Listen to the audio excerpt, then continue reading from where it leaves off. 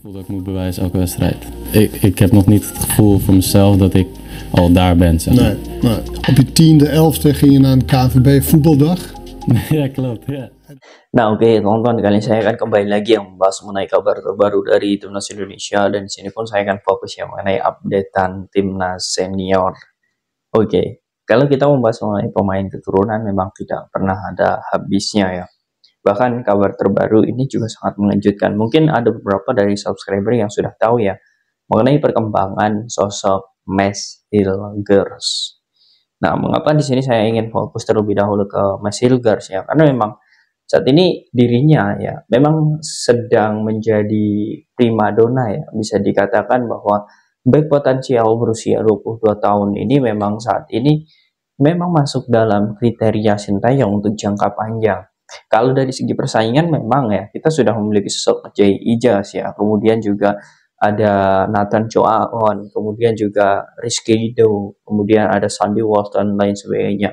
Mungkin ini bisa menjadi opsi nantinya karena memang kita untuk jangka panjang kita pasti membutuhkan back-back yang kokoh. Dan untuk sosok Mads Hilgers, walaupun kita sudah menumpuk banyak sekali ya pemain-pemain bagus di back, menurut saya masih sangat perlu karena Sintayong ketika nanti level timnas itu semakin tinggi, kita akan menghadapi negara-negara yang lebih kuat lagi.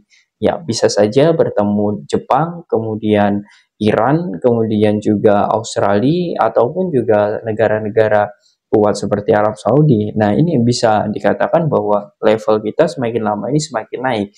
Di babak pertama, babak kedua, perombakan dalam sebuah laga itu adalah hal yang wajar.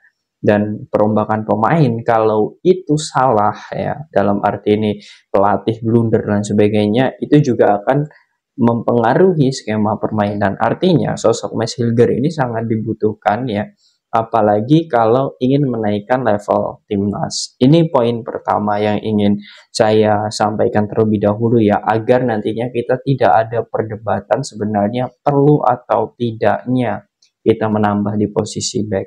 Oke.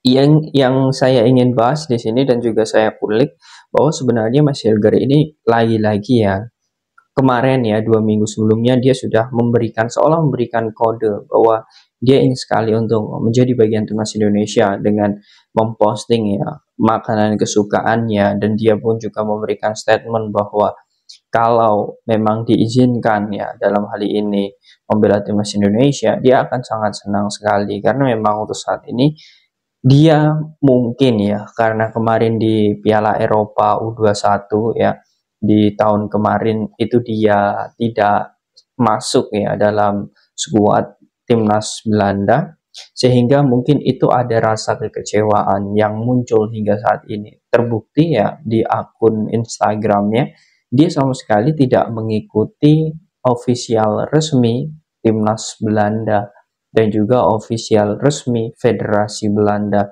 atau KNVB. Nah, ini bisa dibuktikan ya bahwa sebenarnya ada beberapa peluang ya dari sosok Mads Hilgers ini untuk membela timnas Indonesia karena faktor tersebut. Ya, mungkin karena faktor rasa kekecewaan itu bisa saja ya karena memang dia tidak terpilih.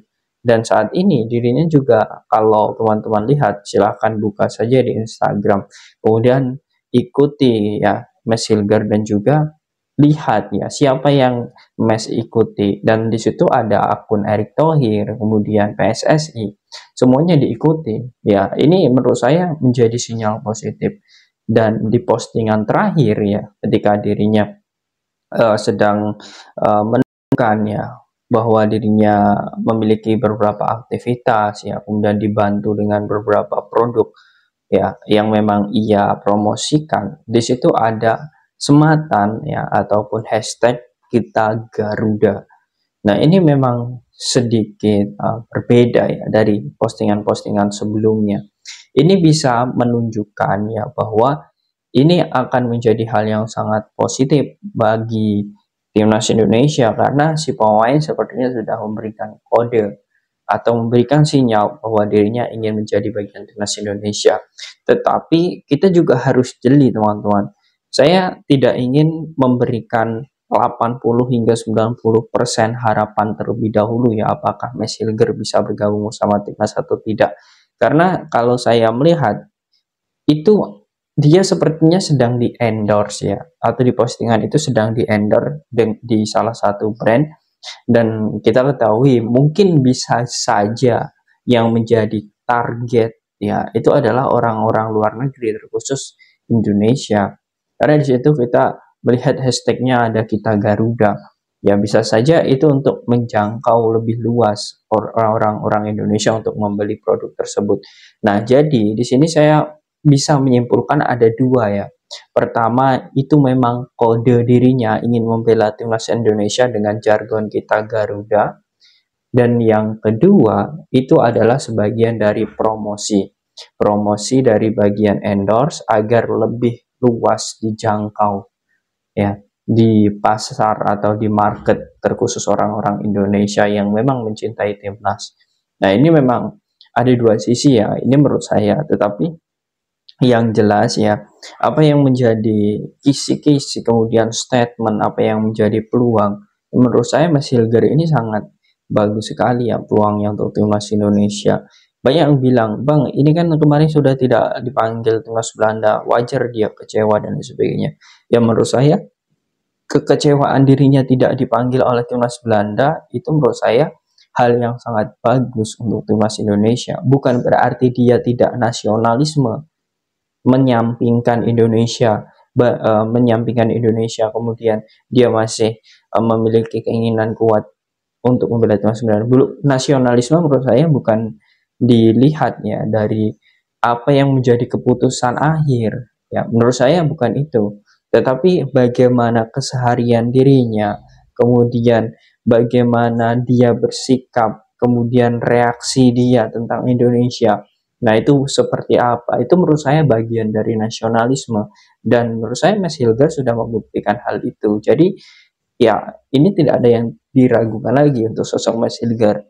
Dan ya mungkin ini akan sangat mirip ya kasusnya seperti Orad Mangen ya, atau Ragnar Orad Mangen yang awal-awalnya masih bimbang, ragu, kemudian dirinya fix membela timnas Indonesia. Artinya sosok Mas Hilger ini peluangnya terbuka lebar untuk membela timnas Indonesia, ditambah juga saat ini ya dukungan supporter terhadap dirinya itu memang sangat berbeda dibanding dirinya bermain bersama Twente ya. Dia pun juga mengatakan di ESPN ya, di ESPN Sport pada waktu itu, dia mengatakan bahwa kalau saya di Belanda itu hanya saya seorang mes, tetapi kalau saya di Indonesia, saya sangat yakin ketika di bandara pun saya akan super sibuk. Nah, ini artinya dia sudah tahu apa yang menjadi planning ke depan. Jadi ya it's okay, tidak masalah. Untuk saat ini kita hargai ya apa yang menjadi perilaku dari sosok Mas Hilger ini. Yang jelas apa yang sudah menjadi kisi-kisi, kemudian menjadi tolak ukur dirinya dengan memberikan statement A, B, C, kemudian dirinya juga memiliki ketertarikan untuk membela timnas Indonesia, kemudian memfollow PSSI, kemudian unfollow seluruh federasi di Belanda dan juga timnas Belanda. Itu menurut saya ada sinyal positif, ditambah kita memiliki Bapak Erick Thohir. Nah, bagaimana menurut kalian teman-teman dengan sosok Mas Hilger? Silahkan kalian tulis di kolom komentar apakah dia bisa membela timnas Indonesia.